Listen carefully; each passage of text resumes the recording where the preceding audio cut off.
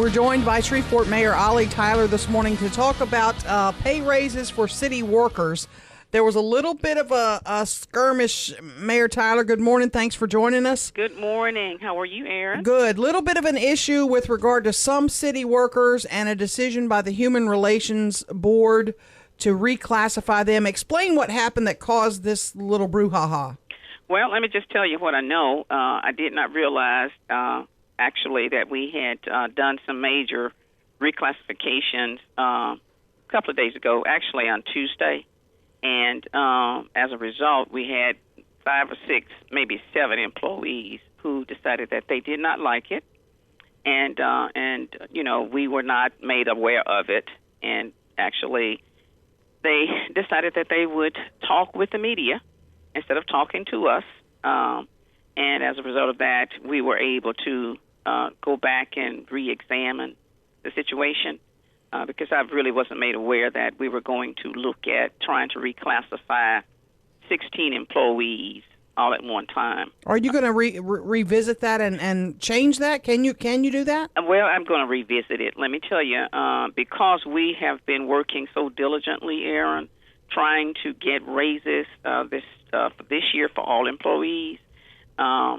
You know, right now we felt the need to let us continue that effort to get raises for everybody. This reclassification would have given 16 employees raises actually without, you know, everybody else getting raises. And so that is not what we would like to do. So we're going to go back to the Human Resources Board or the Personnel Board and ask them to look at rescinding that last action, because our personnel policy says this kind of a situation should have been done concurrently with the executive office, and that didn't happen. Miss Ollie, were they given raises by the board because of experience, because of a job well done? Because what was the criterion for the promotion for the raise? Well, what I've discovered, Robert, was that there was some reclassifications done based on different kinds of situations like additional duties, other type duties.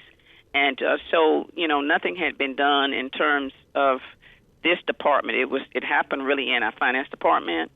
More than 20 years, they've not had any kind of updated review on classification. And so in an attempt to try to ensure that we're being competitive with other governmental entities in certain areas in our city, from time to time, we do need to reclassify. But what I'm going to do is look at it holistically and look at doing a comprehensive review of our classification of civil service employees. Pardon me, Governor Edwards used the term the other day in relation to prison reform, and he said we're taking a holistic approach. And you just said it again. Yes. We're looking at this holistic. What does holistically mean to you? Well, to me, I need to look at everything. You know, not just look at parts of the organization, but I need to take a look at the whole organization to see if we're being fair, to see if, you know, we're being equitable and with all of our employees. And so in that vein, we don't need to look at some departments and not others. What happens in one department actually dominoes into other departments because those classifications remain the same. We have the same classifications from one department to the other. So when you try to reclassify one whole department, then you need to look at all the other departments. So that's the holistic approach that I'm talking about, Robert. You said you wanted to be fair. How do you explain to those 16 people that you're being fair? Well, I will say to them, first of all, there was no discussion with the executive office. And in order for me to be fair with all the other employees, there are more than 2,400 employees that work for the city. I've got to make sure that we're being fair to everybody, not just 16 people. You've pledged that you are still working on finding a way to give pay raises. Where are you on that? Do you anticipate that it'll be in your budget for next year? I'm working very diligently trying to make that happen. I've already begun those discussions with my leadership team. We're going to look to see if there's any way to trim any more from the budget without affecting essential services to you, the citizen. So we're going to look at that approach first. Okay, so my first year that I came in, we trimmed the budget by $4.2 million. But because of the pension situation that we have with our employees, I think across the nation, the pension reform is a big challenge for most municipalities. And we are in that same situation. That, pension rates continue to go up. Right. And so as they go up and we trim, we still are behind the eight ball, so to speak. So, are you losing workers because of the stagnant pay? We've lost a few, but not a whole lot, Aaron.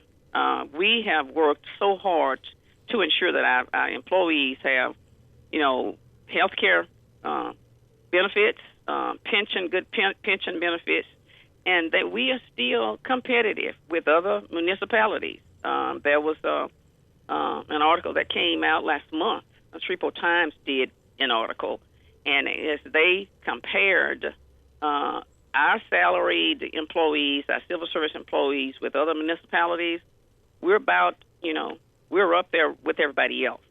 However, we know that the cost of living goes up.